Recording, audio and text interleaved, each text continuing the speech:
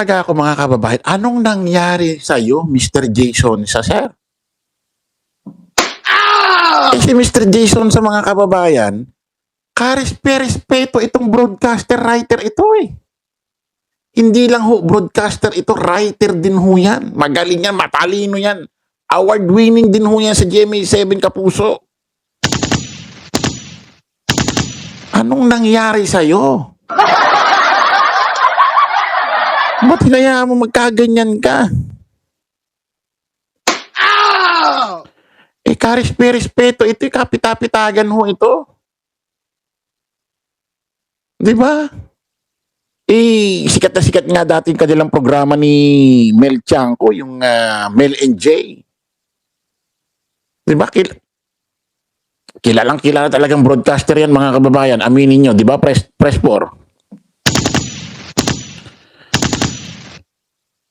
Tapos, bigla na lang natin siya nakikitang ganito. May mga kasong iba't ibang kaso, ang dami. 'Di ba? Actually may bago nangyari itong hulihan ngayon, pagka-aresto sa kanya, ay meron na siyang mga mugshot sa Google. Iba't ibang kaso, ayoko na lang din banggitin kasi baka magkamali tayo ng pagbanggit ng kaso, magka-problema pa. Basta iba't ibang kaso pa nung mga nakaraan pa. Ang pinagtataka ko kasi rito mga kababayan, etong si Mr. Jason sa nakasuhan ho ito about sa pagpopost ng maling impormasyon about kay Pangulong Bongbong Marcos. Sa madalit salita, fake news. So, inimbestiga ng NBI, dinimanda nila, no, kasi trabaho ng NBI yan. Ang pinagtataka ko kasi rito mga kababayan, ang point natin dito is, itong si Mr. Jason sa legit hong kilalang kagalang-galang na broadcaster ito, na kahit, alam mo yung kahit wala ka ng programa, bit-bit mo yun eh. Di ba? Bit-bit mo yung pagiging broadcaster mo, pwede ka nga tawaging legendaring broadcaster kasi dati ka na talagang kilala eh. Di ba? Kasabayan mo sila Nolid Di Castro eh. Kumbaga legend ka na rin dito sa industriyang ito. Anong nangyari sa'yo? What happened to you?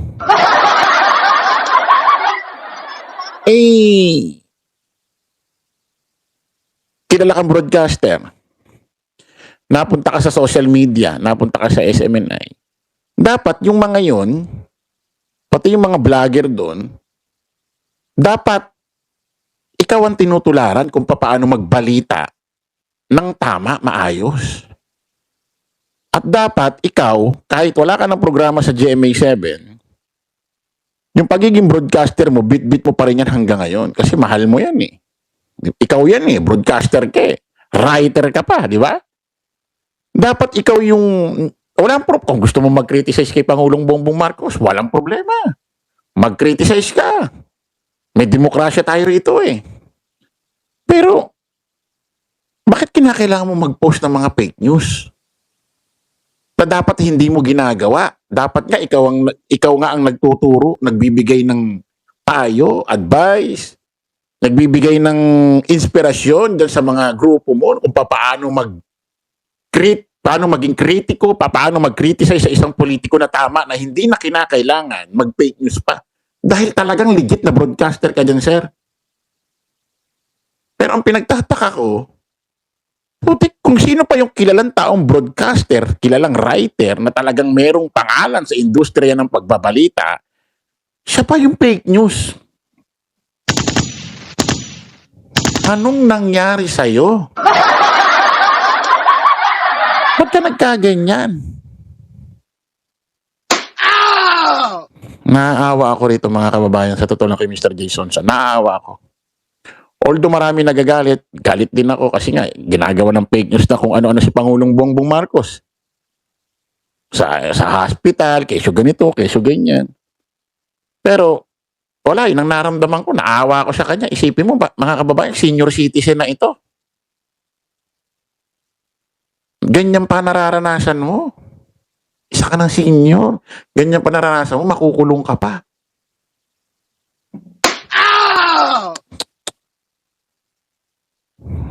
Kawawa, ano? Isipin mo, sa edad mong yan, makakukulong ka pa dahil lang sa pagbabalita ng peke o pagpo-post ng peke na impormasyon. Sa edad mong yan.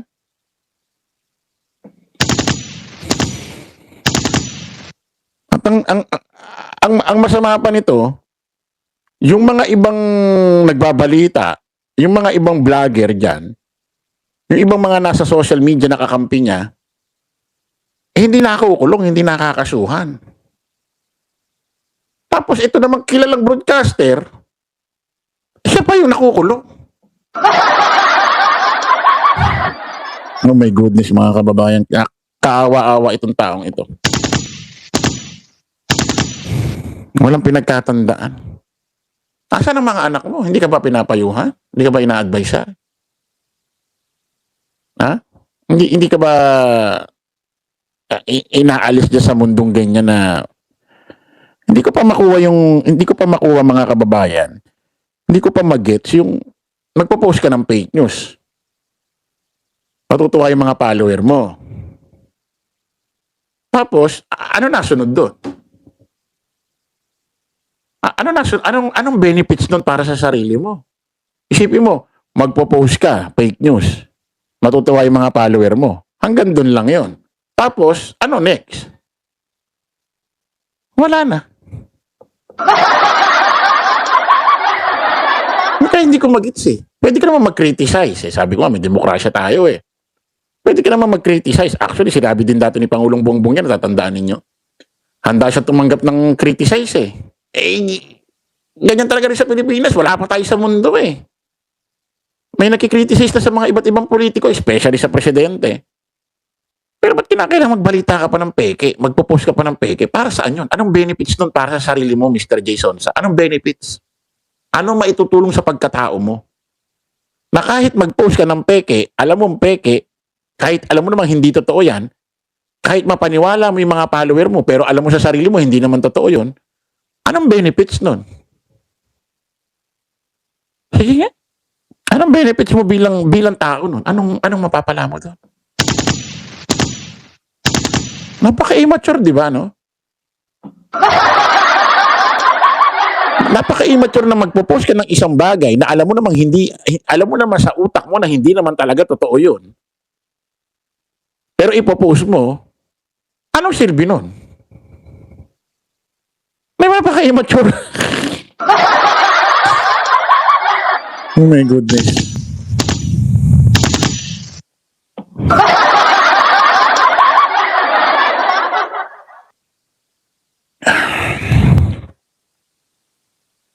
Sabi may bayad. Hindi ako naniniwala. Bayad.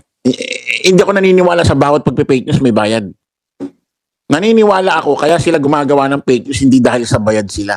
Gusto talaga nilang sirain si Pangulong Bongbong Marcos. Do you agree? Gusto talaga nilang sirain, kabaksakin. Hindi dahil sa bayad. Talagang gusto nila. Nakakaawa ito si Mr. Jason, senior citizen. Ay, nakikita ko yung video kanina, naaawa ako, mga kababayan.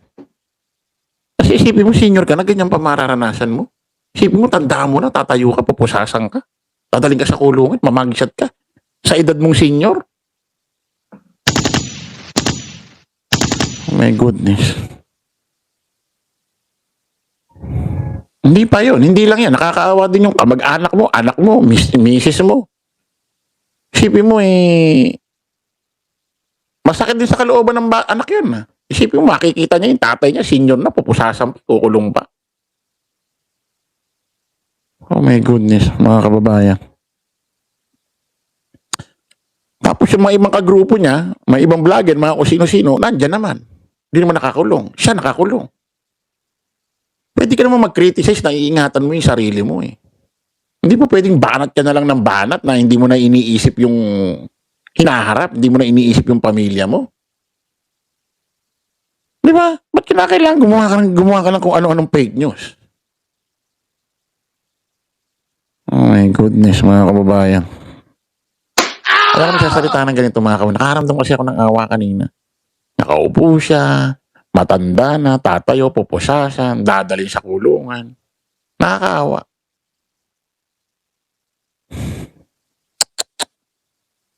Kaso, kung iniisip mo, biktima, kasi nagsasalita siya, parang ang dating biktima siya eh.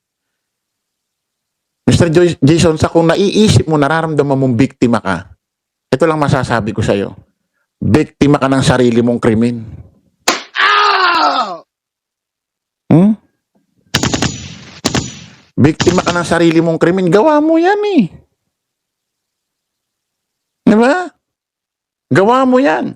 Kung may nag-utos man sa'yo, meron ka pa ring tinatawag na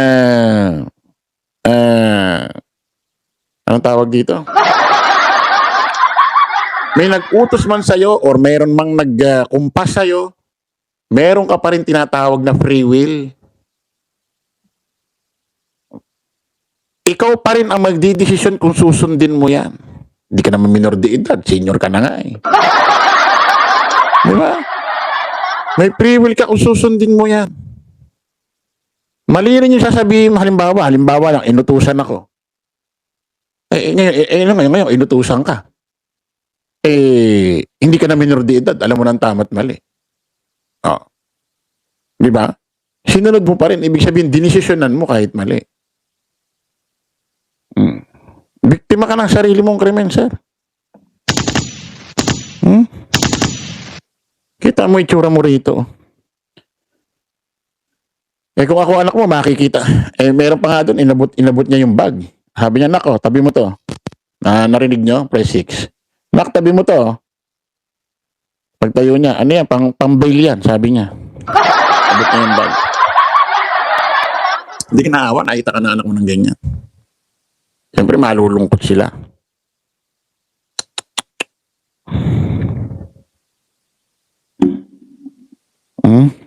Eto, ano natin.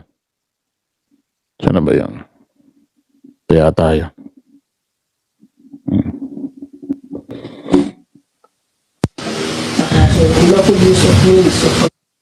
Kaya lang. Yata. Sa GMA. Po si ma'am na marami. Ha?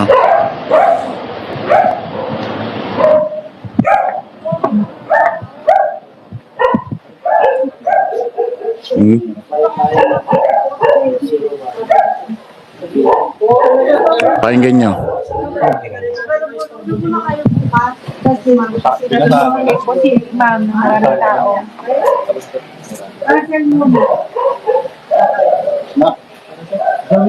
Pati may media pa. Ba't may No? media? Ay, hindi ko namin makakita. Narinig nyo? Sabi niya sa anak niya, nak, tabi mo. Inabot niya yung bag. Kita niya, pambail yan. Siguro sabi natin may pera ka, may pambail ka. Pero, siyempre makita ng anak mo yung gano'n. No? Tatay mo, senior na, makukulong pa dahil lang sa live. Wala raw bail ito, mga kababayan. Lumalabas parang may mga kaso pa yata siya or paulit-ulit na yata yung libel niya kaya hindi na yata pinagbigyan ng korte. Pero ako naniniwala ako, makakapag-bail to, magagawa ng paraan ito. Tingnan niyo susunod na araw. Makakapag-bail yan, magagawa ng paraan yan. Pero ang ano rito yung, ba't di mo yan? Oh my God. Hindi ko na pa ano yun. Nakahawa kasi ako mga kababayan sa lagay niya. Matanda na. Kay Digong wala akong naramdamang awa eh. Bakit? Ang kaso crimes against humanity, may mga namatay na mga tao eh. Eto, kaya naman ako nakaramdam ng awa rito. Putik dahil sa libel, matanda na, makukulong pa dahil lang sa kasong libel. Tapos journalist, broadcaster pa, writer pa, na alam niya ang tama't mali.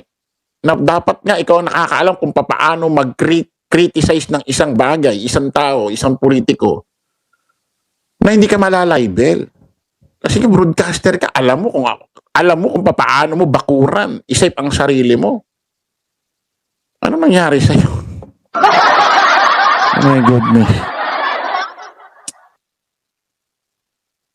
No? Sabi ni Brian Magcalas, journalist na sikat pa. Man din, kakahiya. Di ba? Eh, tumatanda tayo, nakikita natin ito, pinanonood natin ito eh. Tapos napunta ka lang dyan sa kabila, nagkandaleche-leche ka na. Sabi ni Ron Mansarap, kay Burgis, maawa ka ba, Chris? Sampalin ko pa ng 100 beses yan, kaliwat ka na, hanggang mamagamo ka niyan. Gusto tiklopin natin sa 8 mukha niyan eh. Ha?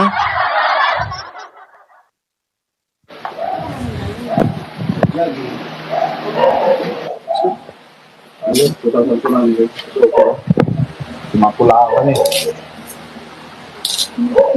Siya ba yung male NJ? Opo, siya yun. Everlasting. Hi, sir. Lady po. John, dito po sa GMA7 po. Yeah, I know this is all set up, so don't worry.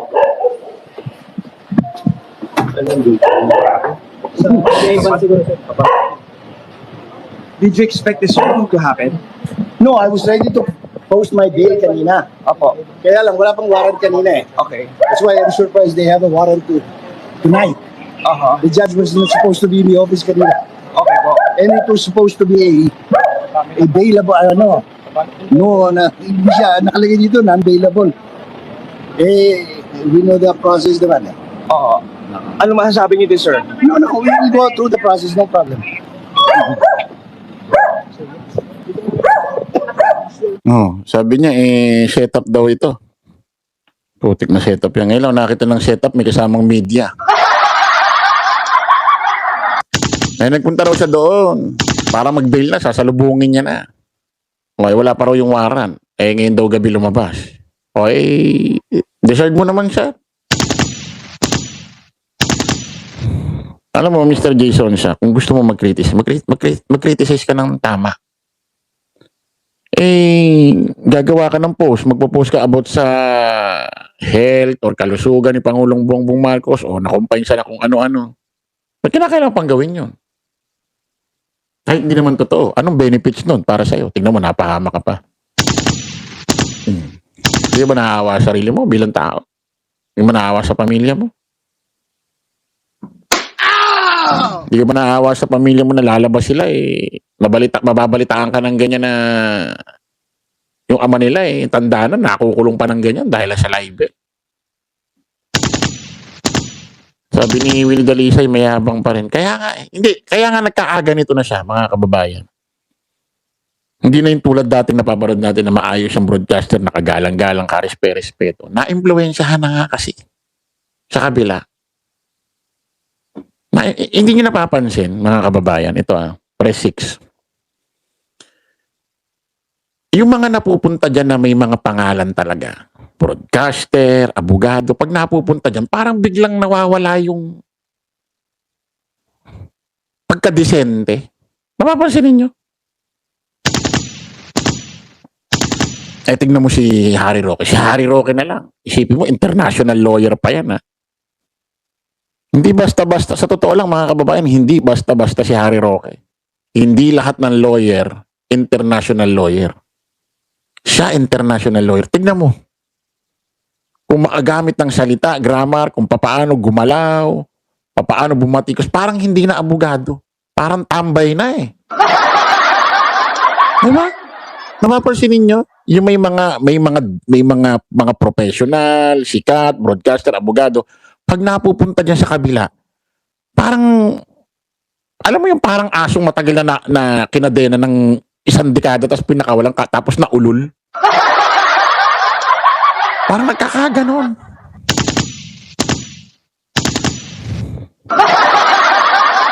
Tingnan mo si attorney,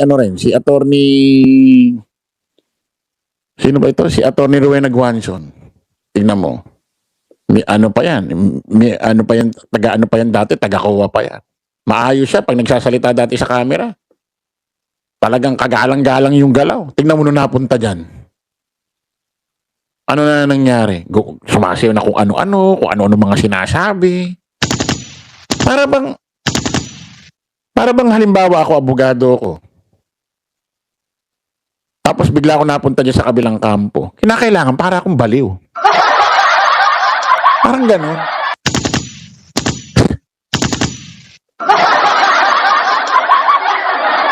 Parang ganon eh.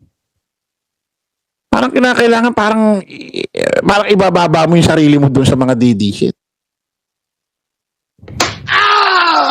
Pero napansin, parang nawawala sa yung galaw na maayos, pananalita. Tingnan mo si si Glenda Chang tuloy. Si Glenn Chong. Abogado yan. Tingnan mo kung paano mag-post sa Facebook. Akala mo tambay na rugby boy. Kung makagamit ng mga salita, kung makapag-post, parang hindi abogado eh. Isipin mo, sabi niya rin sa entablado, kung nandito ka lang, Pelisa, sasampalin kita ng kaliwat kanan. Isipin mo, abogado ka, sasabihin mo sa entablado yun. Sasampalin mo yung first lady ng kaliwat kanan.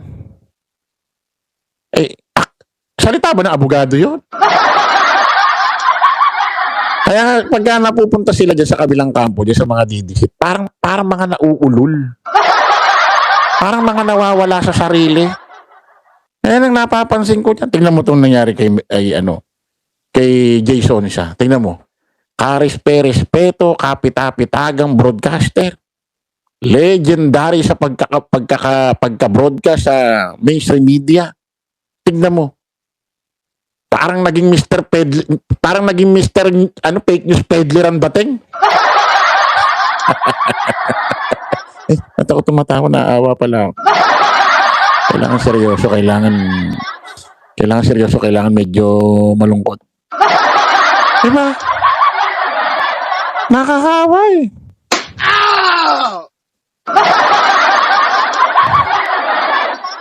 Wala pa raw bill ito. Ipilingan natin. Alam ko magsasalita rito si NBI Director.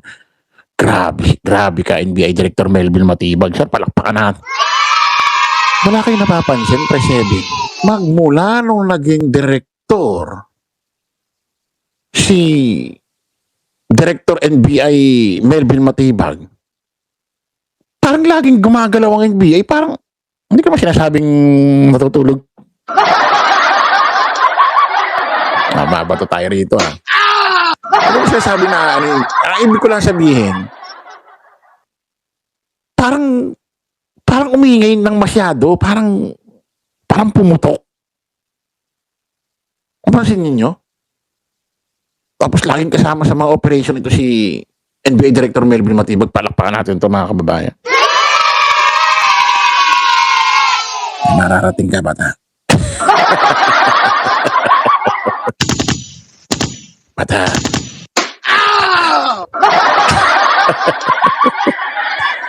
Parang gago lang. Parang Fernando po Jr. lang, Mararating ka bata. Bigyan.